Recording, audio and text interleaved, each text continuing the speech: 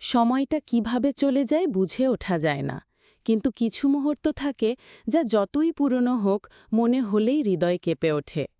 আজকের এই ভিডিওটা আমার সেই শেরপুর ডিজে হাই স্কুল এর স্মৃতি নিয়ে। প্রতিষ্ঠিত হয়েছিল 1868 সালে।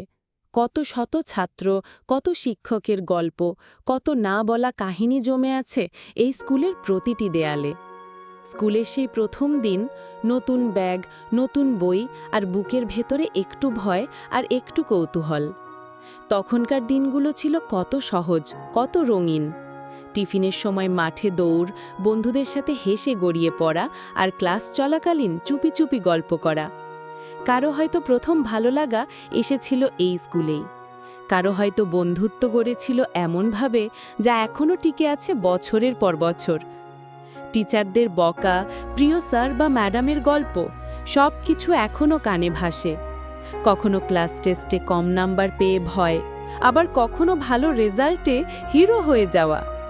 আমাদের স্কুলের প্রতিটি বেঞ্চ, প্রতিটি করিডোর যেন আজও কথা বলে আমাদের সাথে।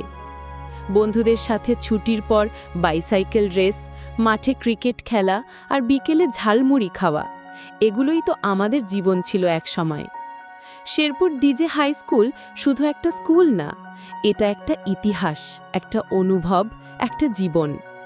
যারা আজও এই স্কুলে পড়ে তারা হয়তো বুঝতে পারছে না, কিন্তু একদিন যখন বেরিয়ে যাবে তখনই বোঝা যাবে কতটা আপন ছিল এই জায়গাটা। আজকের ভিডিওটি আমি তৈরি করেছি স্মৃতিচারণের অংশ হিসেবে।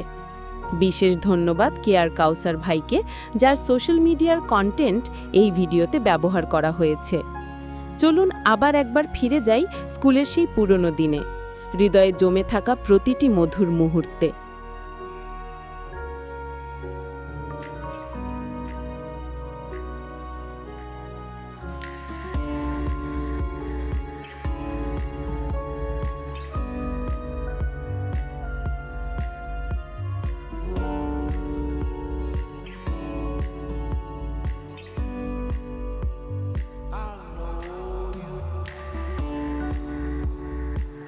এখনও চোখ বন্ধ করলে মনে পড়ে হাসান, সাব্বির, রাসেল, মেহেদি, ইমন, নাবেদ, সবাই যেন সামনে দাঁড়িয়ে আছে। কারো গায়ে হাত রেখে দৌড়াচ্ছি, কেউ হয়তো গাছের নিচে বসে পিঠে বই রেখে খাচ্ছে ঝালমুড়ি।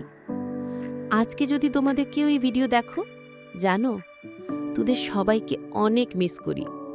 হয়তো জীবন বদলে গেছে, আমরা আলাদা শহরে, আলাদা জীবনে, but those were the golden days of our lives.